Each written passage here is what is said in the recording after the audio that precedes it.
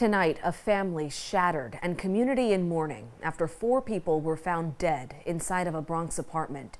News 12's Heather Fordham is in Castle Hill with the latest on the investigation. Amanda, police were called for a wellness check here at the Castle Hill houses when they made a jarring discovery.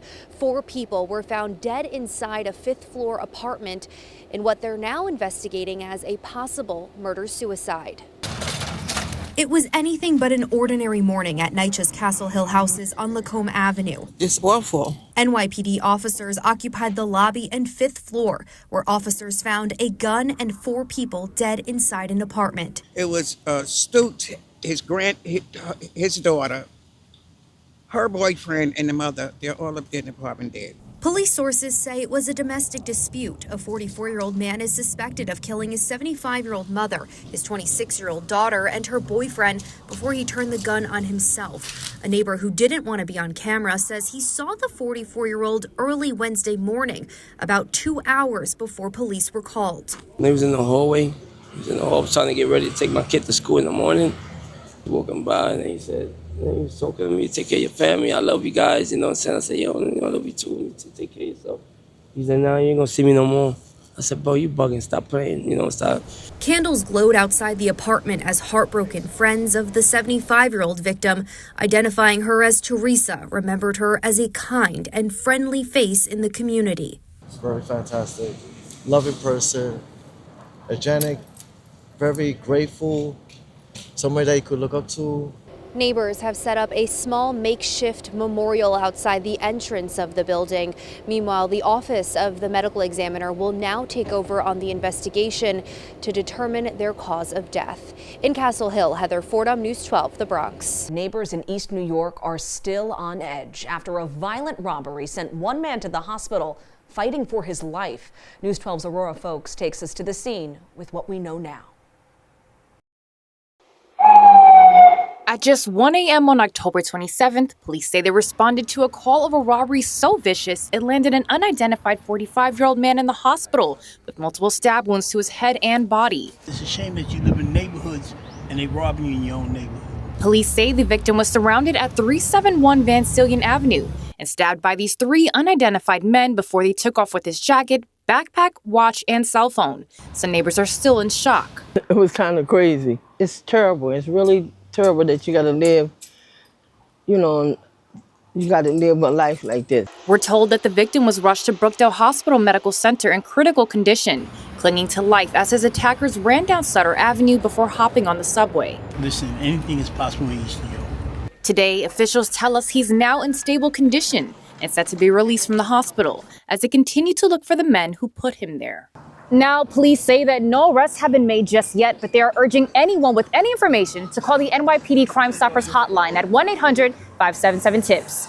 In East New York, Aurora Folks, News 12 Brooklyn. And first tonight, Kimberly Sullivan, the woman accused of holding her stepson captive for 2 decades, will soon know where he is living. A judge gave her access to that information this afternoon. News 12 Connecticut's John Craven's at the Waterbury courthouse this evening. John, this is a stunning development. And Kurt, prosecutors are not at all happy about it. They say this victim is terrified that Kimberly Sullivan will try to contact him. The victim is terrified of this defendant. The allegations is he was literally almost dead when he made his escape. Kimberly Sullivan's stepson set fire to escape back in February. When firefighters rescued the man, he only weighed 68 pounds. He claims Sullivan kept him captive in this house for 20 years, barely feeding him or even letting him go to the bathroom.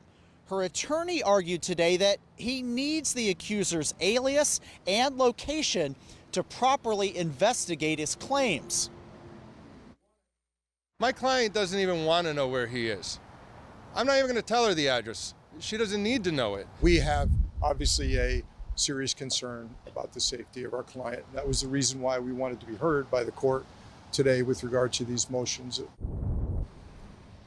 And here's another protection against Kimberly Sullivan contacting her stepson. Today, the judge ordered her to keep wearing a GPS ankle monitor. Now, also today, we learned that prosecutors are likely to offer Sullivan a plea deal at her next court hearing here in December. Sullivan's lawyer says she's eager to go to trial, but he'll wait to see the offer. That's the latest tonight here at the Waterbury Courthouse. John Craven, News 12, Connecticut. We're following breaking news this afternoon. The search for the suspect accused of committing a hate crime in Gravesend continues today. Police released a surveillance image of the man they say spray painted swastikas outside a yeshiva. And we have News 12's Kelly Kennedy. She's live from Megan David Yeshiva, where that hateful graffiti was discovered. Kelly, what are you learning? Yeah, Brittany, so police from the 62nd Precinct did release some surveillance images of the suspects. I'm going to show you those in just a minute. But first, I just want to talk about what it's like outside the yeshiva today. We're seeing a pretty heavy law enforcement presence, several NYPD officers parked outside. We also have the Flatbush Shomrim's Mobile Command Center here. So there has a lot of eyes, looking out for this yeshiva today. Also, they have since removed those swastikas, and they've also removed the Israeli flags that were covering them up yesterday. I do want to show you now these surveillance images. This is the person that police say they are looking for. As you can see, the suspect is wearing a black hat. They're on a bike, and in one of the photos, you can even see that person holding a spray can of paint. Now, police say the security guard found the graffiti just before 7 a.m. yesterday. 2 other Jewish institutions were vandalized yesterday too, Washington Cemetery and a Jewish social services organization. At this point, police haven't told us if they think this is connected. A lot of people in the community we spoke to are hoping that authorities will catch this person as soon as possible. I was shocked, but I'm not surprised. It's the sign of the times. And hopefully it won't happen in other buildings, in other schools. And I hope they catch the guy, because if not, then it's just gonna perpetuate. I mean, this is really not a good thing. And a lot of people here in the community tell me they're still on edge and they won't feel safe until this person is locked up. Now, the NYPD says at this point no one's been arrested. The NYPD's Hate Crimes Task Force is investigating, and we'll keep you updated as soon as we hear more. For now, live in Gravesend, Kelly Kennedy, News 12, Brooklyn. Well, more delays and cancellations at Newark Liberty International Airport because of air traffic controller issues with the ongoing government shutdown. News 12 New Jersey's Tony Caputo is at the airport this afternoon. And Tony, you're outside Terminal B. What are you seeing now? Well, we are seeing planes leaving, planes coming in, so you're going to have your share of delays and cancellations, of course, but it's still very active here at Newark Liberty International. Obviously, if you have a flight today, make sure you check ahead before you head out to the airport. Now, yesterday, with the bad weather and the continuing air traffic controller issue, a lot of flights were canceled, and that left a lot of people stranded inside Terminal B all night long. You spent the past 13 hours here on this couch. Well, we arrived here at 2:30. Yesterday afternoon. Yesterday afternoon. And now here we are. Yeah. Gail, her daughter, and 2 grandkids spent the night in Terminal B as they waited for a flight that will get them home to Canada. And they weren't the only Canadians staying all night. It started delays. And eventually, after a 3rd delay, from what I understand, Porter cancels. So after the 3rd delay, they cancel, and then all of the flights started being canceled. It wasn't just Canadians affected. We found some Americans, including a group from Bergen County, trying to get to New Orleans. They shared their video of sleeping on the Terminal B floor. We were at one point going to take a bus to Boston and then fly from Boston to New Orleans, but we just... we just slept on the floor over there, set up shop, said good night moon, and we were like, all right, we're gonna take we're taking a bus to, Philly, and then we're flying out from there at like 7:30. Well, we got to Detroit yesterday around like 5, 6 a.m.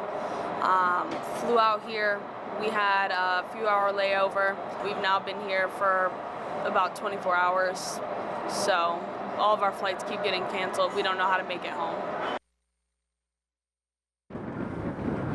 Yeah, that's a really difficult situation for her and her friend trying to get back home. But they told us at last check that the next flight they may be able to get on is 6 p.m. tonight. So you add that up, we are talking well over a day that she would be and her friend stuck here at Terminal B in Newark. We're going to keep you posted on all of this, any ground stops, and obviously this wind could cause some issues as well. That's the latest from Newark. Tony Caputo, News 12, New Jersey. A couple was arrested at their Dix Hills home, where police say they threw a huge party and let minors drink alcohol. Police say two 16-year-old girls showed signs of alcohol poisoning and were rushed to the hospital. They say an ad for the party was posted on social media and hundreds of teens showed up. Police say portable toilets were set up at the home and admission was being charged. Husband and wife Philip and Rita Baccarella are facing multiple charges, including endangering the welfare of a child. There are still more questions than answers at this hour after a man and woman were found dead from gunshot wounds at a home in Nyack. Orangetown police say they are investigating the crime as a case of domestic violence. As News Soul's Carol Wilkinson reports, the incident has left an entire neighborhood in shock. Just one day after what police describe as a murder-suicide at this house at 290 North Midland Avenue in Nyack, workers in a van belonging to a crime scene cleaning company can be seen removing items from the home, perhaps as part of a criminal investigation. Neighbors shocked by the shooting deaths of a 52-year-old man and a 55-year-old woman who were found deceased inside just after 4:30 Saturday afternoon. Cops say a shotgun, believed to be the weapon used, was found at the scene. I would tell you at one point that we had a very amicable, friendly relationship with him and his wife. This man declined to give his name, but shared his views on the neighbors who lived next door and who were once considered friends. We believe, me and my partner, believe that either right prior to COVID or during COVID, things changed dramatically. We no longer had a relationship. We no longer were in their company. And there were a number of incidences that I don't want to get into right now that don't make this any better or worse, that scared us. Elizabeth Santiago is CEO of the New City-based nonprofit Center for Safety and Change, which provides services to victims and survivors of domestic violence and sexual assault. She's just back from a community meeting and show of support Sunday evening at Nyack High School, attended by classmates, friends, and family members, including the now deceased couple's son. He felt very supported. This community, his school, his friends, their parents were very supportive of him and have offered everything that one would want a surviving victim, a young surviving victim, to receive.